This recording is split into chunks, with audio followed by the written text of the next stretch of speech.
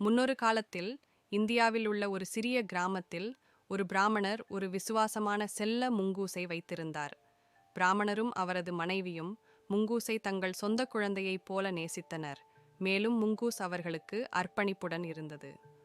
ஒரு நாள் பிராமணனின் மனைவி ஆற்றிலிருந்து தண்ணீர் எடுக்க அருகில் உள்ள கிராமத்திற்கு செல்ல வேண்டியிருந்தது. கிளம்பும் முன் அவள் கணவனிடம், நம்ம குழந்தைங்க ஜாக்கிரதையா இரு, நான் சீக்கிரம் வரேன் என்றாள். பிராமணன் தலையசைத்து தங்கள் வீட்டையும் விலைமதிப்பற்ற குழந்தையையும் நன்றாக பார்த்து கொள்வதாக உறுதியளித்தார்.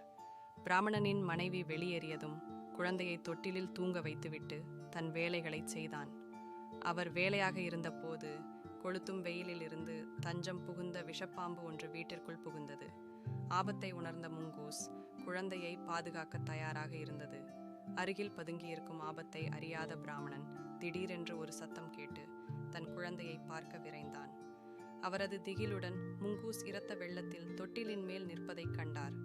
பீதியில் மற்றும் மோசமானதை கருதி முங்கூஸ் தனது குழந்தைக்கு தீங்கு விளைவித்ததாக அவர் நினைத்தார்.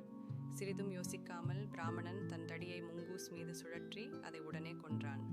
அப்போதுதான் இறந்த பாம்பு அருகில் கிடப்பதை கவனித்தார். அதன் கோரை பற்களில் இன்னும் விஷம் சொட்டுகிறது. என்ன நடந்தது என்பதை அவர் உணர்ந்தார். முங்கூஸ் குழந்தையை பாதுகாக்க பாம்புடன் வீரத்துடன் போராடியது. வருத்தமும் துக்கமும் நிறைந்த பிராமணன் தன் பெரும் தவறை உணர்ந்தான்.